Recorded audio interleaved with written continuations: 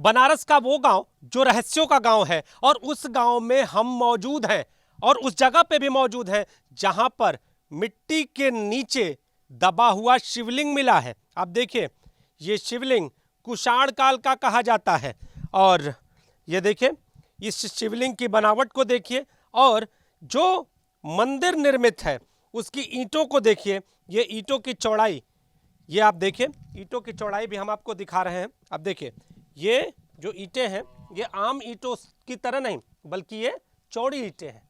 आजकल की जो ईंटें हैं वो ऐसी नहीं मिलेंगी आपको, लेकिन ये चौड़ी एक ईंट मिलेगी। और बीएचयू के जो वैज्ञानिक हैं वो इस पूरे गांव पर शोध कर रहे हैं, और यहाँ क्या क्या ऐसी धार्मिक चीज़ें मिली हैं, ये प्रोफेसर ओयन सिंह जी हमारे साथ मौजूद हैं। उसके साथ ही एक बीएचयू के अन्य प्रोफेसर भी मौजूद हैं। इनसे जानेंगे कि आखिर ये गांव रहस्यों का गांव क्यों कहा जाता है। ओयन सिंह जी, सबसे पहले तो जब हम लोग यहाँ एक्सप्लोरेशन कर रहे थे 2013 से 2019 के बीच में, तो इस गांव को भी हम लोगों ने देखा था। और उसके बाद हम लोगों ने यहाँ के पॉटरी, जो मिट्टी के बर्तन होते हैं, उन अवशेषों के आधार पर हम लोगों ने ये माना था कि ये गांव जो है निश्चित रूप से पुराना है। और इसमें हमारे साथ जो डॉक्टर अशोक सिंह जी हैं, ये पॉटरी के विद्वान हैं, और इनसे जब चर्चा हुई और यहाँ का जो सेक्शन हम लोगों ने देखा, तो उसके बाद हम लोगों ने निर्णय लिया कि हम लोग कोशिश करेंगे कि यहाँ पे एक एक्सकवेशन करें, और एक्सकवेशन के बाद फिर हम देखते हैं कि यहाँ क्या मिलता है। सौभाग्य का विषय है कि 2020 में फरवरी महीने में महाशिवरात्रि के दिन हम लोगों ने यहाँ पे ट्रेंच लिया, और 6 फुट नीचे जाने के बाद मेरे और डॉक्टर अशोक सिंह जी के निर्देशन में यह कार्य हुआ, जिसमें रविशंकर जी भी थे, रविशंकर जी हैं भी। और रविशंकर जी युवा हमारे समझ से आर्कियोलॉजिस्ट हैं, भविष्य में भी इस पर काम करेंगे ही। तो इन दोनों लोगों के नेतृत्व में विशेष काम हुआ, और विभागाध्यक्ष के रूप में जो मेरी मुझसे इन लोगों की उम्मीद थी, और यहाँ के डायरेक्टर के रूप में हम लोगों ने पूरा किया। और यहाँ पे जब सबसे पहले ट्रेंच लग रही थी, तो उसके पहले हमारे यहाँ एक पुरातत्वविदों की एक बड़ी टीम हम लोगों ने यहाँ भेजा था, और उस टीम में प्रोफेसर डॉक्टर बी आर मणि साहब भी थे, डॉक्टर राहुल राज थे, प्रभाकर उपाध्याय थे, स्वयं डॉक्टर अशोक सिंह जी थे, मैं था, रविशंकर जी थे, और भी बहुत सारे लोग थे। इन सारे लोगों ने मिलकर तय किया कि इस स्थान पर हम लोग खुदाई करेंगे, क्योंकि यही वो स्थल था जो थोड़ी देर के लिए खाली था, और यहीं पे हम लोगों को गांव वालों से इजाज़त मिली। तो उस समय हम लोगों ने, कोविड काल लगभग उसके 1 महीने बाद ही आ गया, और लगातार 2 साल हम लोग प्रभावित रहे कोविड से, लेकिन कम से कम एक हम प्राचीनतम मंदिर अवशेष उत्तर भारत का खोजने में सफल रहे। पूजन की पद्धति कब से कही जाती है, और ये जो शिवलिंग मिला है इसके बारे में हम जानना चाहेंगे सर। और जरा सा इधर आ जाएं ताकि हम शिवलिंग दिखाते हुए आपसे बातचीत भी कर सकें।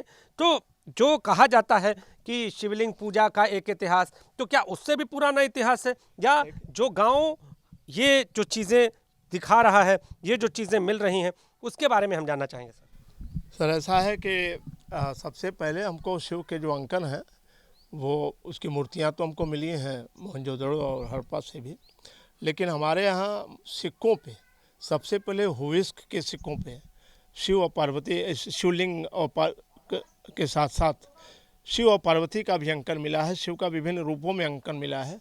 तो हमें मानते हैं कि कुषाण काल से हमारे यहाँ शिव की पूजा जरूर शुरू हो गई थी। और चूँकि अभी तक हम लोग ये मान के पढ़ाते थे कि हमारे यहाँ गुप्त काल से मंदिर निर्माण हुआ, लेकिन इस एक्सकवेशन के बाद और यहाँ के पॉटरी के अध्ययन के बाद हम दोनों लोगों ने तय किया कि नहीं, ये कुषाण काल का मंदिर है, और यह प्राचीनतम मंदिर है। और इसको कई अन्य विद्वानों को बुला करके हम लोगों ने इस बात पर चर्चा भी की, जिसमें बी आर मणि भी थे और वसंत सिंधे साहब थे। अच्छा, गुप्त काल से कुषाण काल के बीच का जो समय है वो कितने वर्ष? लगभग 250 से 300 वर्षों का है। यानी 300 साल पहले भगवान शिव की पूजा शुरू हो गई थी, मंदिरों का निर्माण शुरू हो गया था। क्योंकि हम आपको जो आकृति दिखा रहे हैं, ये देखिए, ये मुख्य मंदिर का जो गर्भगृह है, गोलाकार गर्भगृह आपको दिखाई दे रहा है। इसके पीछे की ईंटों को अगर देखें तो चौकोर बनी हुई हैं, और इसके पीछे भी दीवार है। आपको ये जो दीवार हम दिखा रहे हैं, आप देखिए, ये पीछे की दीवार है, और ऐसा माना जा रहा है कि जिस वक्त ये दीवार रही होगी, ये बीच का खाली स्थान प्रदक्षिणा पथ रहा होगा। और अब उसके बाद ये मंदिर जब से मिला है, तमाम तरह की धार्मिक चर्चाएं शुरू हो गई हैं, क्योंकि 250 साल पहले भगवान शिव की पूजा होती थी, ये बता रहे हैं बीएचयू के जो वैज्ञानिक हैं, जो शोध करता हैं। और ये जो मूर्ति मिली है, इस मूर्ति का आकार कैसा है? ये एक मुखी शिवलिंग है और कुषाण काल में इस प्रकार के एक मुखी शिवलिंग बनाने की परंपरा थी। और इसके साथ और भी जो चीज़ें मिली हैं, क्योंकि इसकी जो डेट हम लोगों ने किया है वो करेस्पॉन्डिंग डेट है, और जो हम सापेक्ष तिथि करते हैं इसके साथ मिली हुई अन्य चीज़ों का मूल्यांकन करते हैं और उससे इसका काल निर्धारण करते हैं, जो इसके कुषाण काल के होने का प्रतिनिधित्व करती है। ओएन सिंह सर, एक चर्चा भी शुरू हो गई है कि बाबा श्री काशी विश्वनाथ धाम या फिर कहें ज्ञानवापी का मामला, तो उसमें अगर वैज्ञानिक सर्वे होता है, अगर वैज्ञानिक सर्वे की अनुमति मिलती है, तो क्या बिना शिवलिंग को छुए, बिना शिवलिंग को कोई नुकसान पहुंचाए या फिर उसको टच किए हुए उसकी आयु का पता लगाया जा सकता है? जी हाँ, अभी डॉक्टर अशोक सिंह जी ने जो कहा कि हम यहाँ के चीज़ों के सापेक्ष तिथिक्रम प्रणाली का उपयोग करके हम इसका उपयोग कर सकते हैं, और साइंटिफिक मेथडोलॉजी के का वो भी एक पार्ट है। और उसमें जो भी एसोसिएटेड चीज़ें मिलती हैं, जैसे पॉटरी है, पॉटरी निश्चित रूप से अगर यहाँ नॉर्दर्न ब्लैक पॉलिश वेयर मिलता है तो निश्चित रूप से इसका समय 2000 वर्ष आज से 2000 वर्ष पहले मान लिया जाएगा। या हमारे पास इस साइट पे बहुत सारी और भी पॉटरी मिली हैं, जिसमें डॉक्टर साहब का विशेष रूप से आपका ध्यान आकर्षित करेंगे, जिनकी तिथि लगभग आज से 32 वर्ष हम मान के चलते हैं। तो मेरी यह मान्यता है कि शिव की पूजा और आराधना का यह केंद्र रहा है काशी, और यह विशेष रूप से सबसे प्राचीनतम मंदिर अवशेष है, लिहाजा इसका बहुत महत्वपूर्ण है स्थान रखते हैं। अच्छा, ये बभनियाव गांव क्या रहा होगा, आपको क्या लग रहा है? ये पूरा गांव, चूंकि इस गांव का एक माहौल सा है, यहाँ पर आते ही आज भी आप अगर गांव में एंट्री करते हैं तो ऐसा लगता है जैसे किसी मंदिर स्थल पे आ गए। देखिए, बभनियाव जो है एक समय में जो हम लोगों को सूचना है वो गंगा के किनारे था, जिसमें गंगा ने आज काफ़ी दूर इस स्थान को छोड़ दिया है। और अगर आप यहाँ से थोड़े दूर दक्षिण चलें तो आपको स्पष्ट हो जाएगा कि यहाँ एक नदी का प्रवाह मार्ग था, और यहाँ पे जो पत्थर के टुकड़े मिले हैं, पत्थर के सिले क्या कहते हैं, शिलाएँ हैं, वो शिलाएँ भी इसीलिए लाई जाती थी चुनार से, जिससे कि यहाँ शिवलिंग का निर्माण हो सके। पंचकोशी परिक्रमा मार्ग में था, इसलिए शिवलिंग के एक तरह से कारखाना क्षेत्र कह सकते हैं आप, उद्योग क्षेत्र कह सकते हैं, इस गांव को मान सकते हैं। लेकिन मंदिर, और इतने पुराने मंदिर, क्या आराधना उस समय से यही केंद्र पर होती थी? अभी तक तो मुझे लगता है कि काशी में इससे पुराना मंदिर नहीं मिला है। और अगर दूसरी बात कहें कि वर्तमान में जो पहला पड़ाव है पंचकोशी परिक्रमा मार्ग का, वही एक मंदिर है जो अभी 1200 ईस्वी का, जो अभी वर्तमान में उसी रूप में ये जो शिवलिंग है वो कितने सौ साल का है? ये लगभग 2000 वर्ष पहले का है। 2000 वर्ष पहले जी। और ये प्रमाण ये देता है कि 2000 वर्ष पहले भी मंदिर बनते थे, पूजा होती थी, शिवलिंग होते थे, ये होता था। जी, अभी यहीं से मुश्किल से 100 मीटर बगल में एक शिवलिंग टाइप संरचना है, जिस पे कि ब्राह्मी के एक लेख को हम लोगों ने देखा है, और उसमें जो ब्राह्मी स्क्रिप्ट है, जिसको कि हमारे पुरातत्वविद या पुरालिपि के विद्वान मानते हैं कि वह कुषाण काल की है, और वह इस बात की पुष्टि करती है कि यहाँ शिवलिंग निर्माण की प्रक्रिया और धर्म की प्रक्रिया उस कालखंड से मान सकते हैं, वो आज से 2000 वर्ष पहले की है। तो आप देखिए यहाँ पर जो शिवलिंग मिला है, और शिवलिंग ही नहीं, इस पूरे गांव में तरह तरह की आकृतियां मिलती गई हैं, और सभी आकृतियां इस बात की गवाही दे रही हैं कि ये गांव कुषाण काल से पहले अपनी पूजन पद्धति को दर्शा रहा था, अपनी पूजन पद्धति को आगे बढ़ा रहा था। धर्म की स्थापना में इस गांव का योगदान हो सकता है, ऐसे भी अनुमान लगाए जा रहे हैं। लेकिन बीएचयू के वैज्ञानिकों को कुछ दिक्कतें भी आ रही हैं। दिक्कतें क्या है ओएन सिंह जी? दिक्कतें ये हैं कि ये तो हम बीएचयू में हमारे पास जो थोड़ा सा फंड था, उसके द्वारा हम लोगों ने निष्कर्षण किया, और यहाँ पे रह करके डॉक्टर अशोक सिंह जी और रविशंकर जी ने पूरा समय दिया, और आप लोगों के नेतृत्व में यहाँ पे 12 से 13 ट्रेंच ली गई, जिससे कि हमें पता लगा सकें कि शिवलिंग तो खैर 2000 वर्ष पहले का है, लेकिन यहाँ पे सभ्यता या लोगों के रहने का समय क्या निर्धारित किया जा सकता है, तो वह लगभग 3200 वर्ष पहले का है, जिस पर कि विशेष चर्चा आपको अशोक सिंह जी करके बता देंगे। जी, तो आगे क्या चाहते हैं, सरकार से क्या मांग? सरकार से ही मांग है कि जो हमारी ये स्थल हमारे एक्सहिबिशन के हुए हैं, उसका पहले तो संरक्षण किया जाए, और कंजर्वेशन की बात हम डिमांड करते हैं, और दूसरा है एक छज्जा की व्यवस्था किया जाए, जिससे कि यह सुरक्षित रह सके। नहीं ये कुछ दिन बाद अपने आप समाप्त हो जाएगा, लोग एक तरह से विखंडित हो जाएगा, और इस संदर्भ में डॉक्टर अशोक सिंह जी का मैं बिल्कुल एक तरफ साधुवाद देता हूं कि जिन्होंने कि अभी गांधीनगर में हॉर्टिकल्चर सर्वे ऑफ इंडिया के डायरेक्टर जनरल के समक्ष भी इसके संरक्षण और कंजर्वेशन की बात की थी। तो इस गांव में मिली चीज़ों, यानी ये कहें कि सिर्फ चीज़ नहीं बल्कि धरोहरों की रक्षा की जाए, इसकी मांग कर रही है बीएचयू की ये टीम।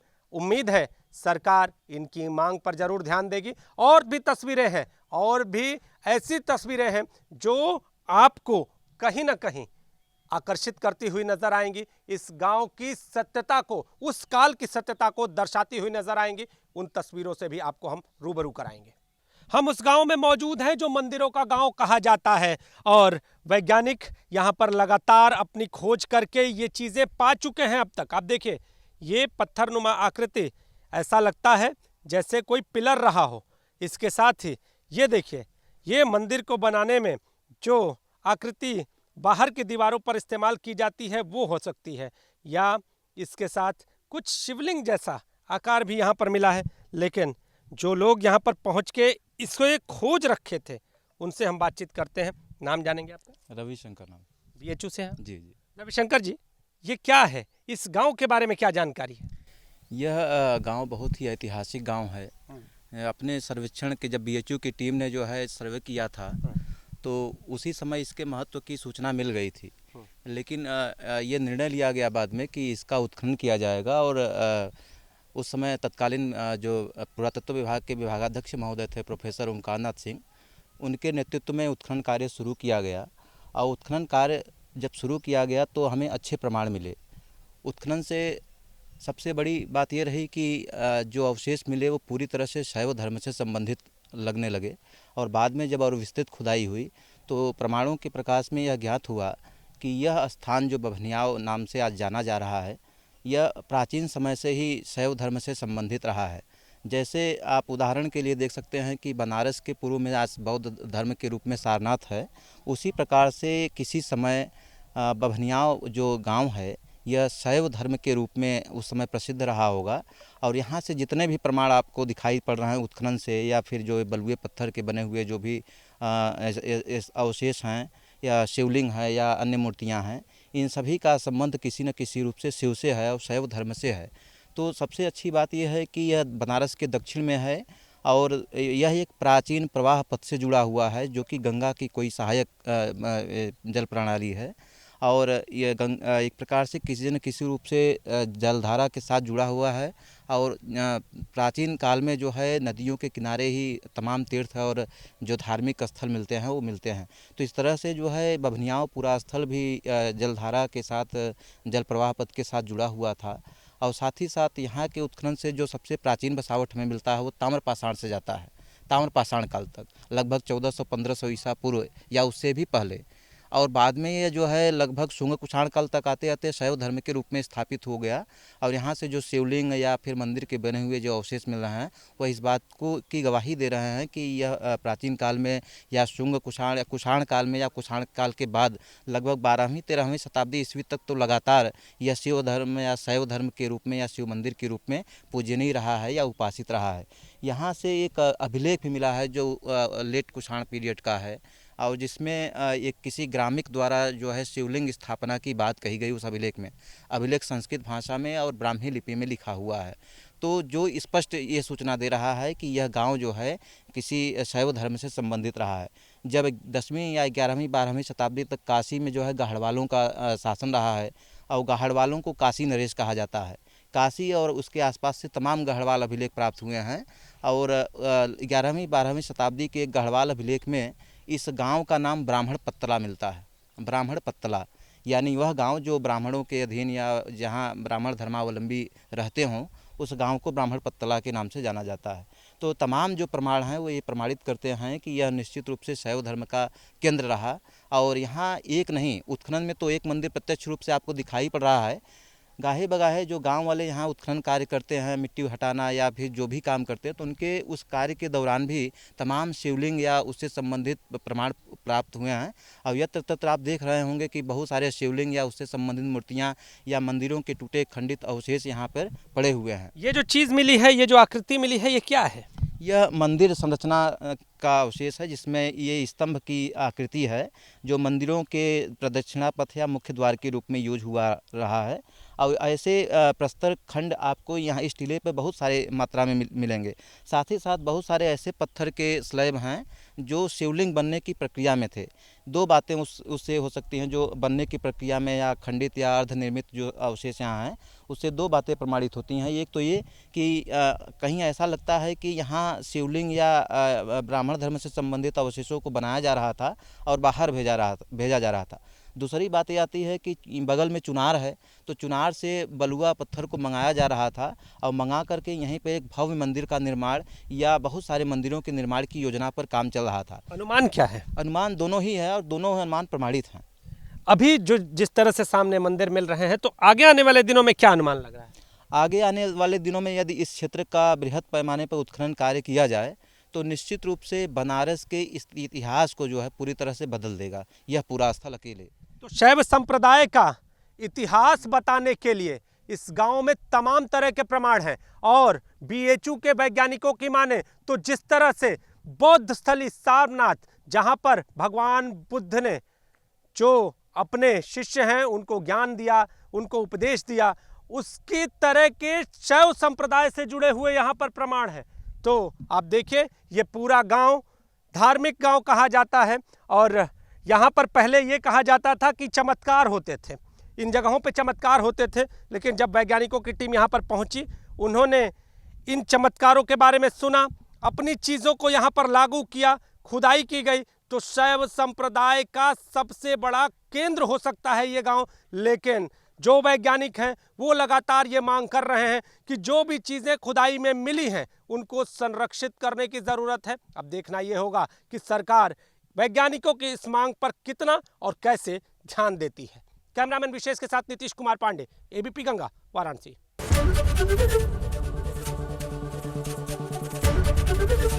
एबीपी गंगा, खबर आपकी, जुबान आपकी।